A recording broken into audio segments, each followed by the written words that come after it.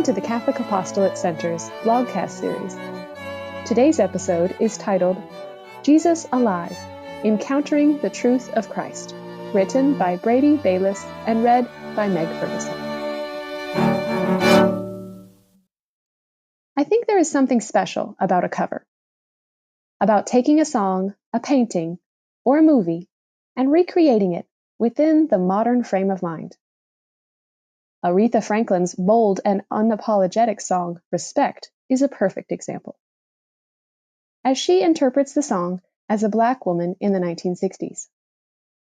As is Jimi Hendrix, All Along the Watchtower, in which he narrates the song with hauntingly beautiful guitar riffs. In visual art, Andy Warhol recreates the portrait of Mao Zedong with a messy array of bright colors, an unusual depiction of the dictator. Finally, modern movies, headlined by the Cohen Brothers True Grit, give life to old characters and stories, recreating them for new audiences. However, even the Beatles, the most covered band of all time, cannot compete with the millions of interpretations of Jesus Christ. Thousands of artists have painted Christ crucified or the Madonna and Child. Everyone from Van Gogh, Basquiat, or Da Vinci have painted Jesus Christ, each in their own manner. It can be mind-numbing to try to flip through them all, viewing each painting alien to the others, and oftentimes to us. There are always two questions to ask when discussing art. What is this artist trying to say? And what do we think he or she is trying to say? These questions matter much more when investigating faith. In a special way, how artists of all disciplines, including sculptors, writers, or directors, interpret Jesus will affect us. Every Catholic, no doubt, thinks of Jesus through some piece of art or another. But Jesus is more than just a collection of paints, words, or images.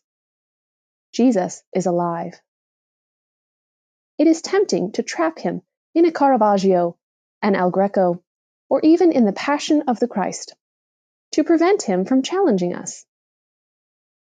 Jesus, as represented in art, cannot call us out in our sins.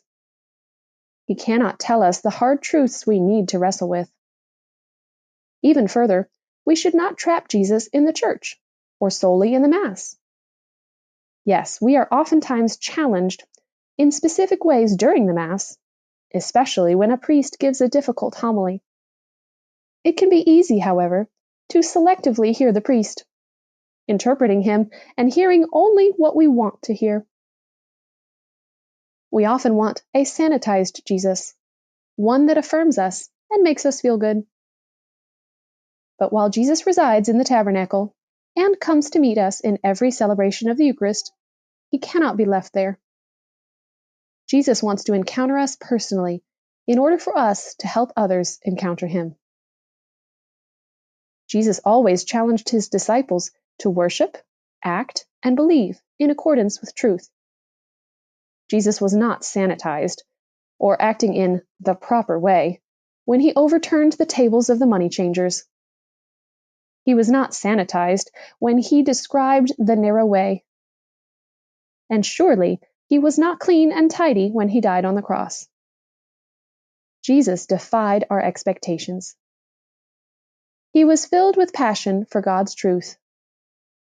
While he is beauty itself, Jesus often made his listeners look away as they were unable to embrace the unsavory truth that can be hard to swallow.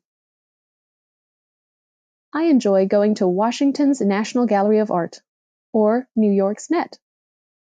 But next time I see Christ there, I will be reminded that he is not trapped in the golden walls of the frame. Jesus is alive, living in the Eucharist and in others. While it is beautiful to witness Jesus in the arts, we must remember that Christ lives in the audience, the museum goers.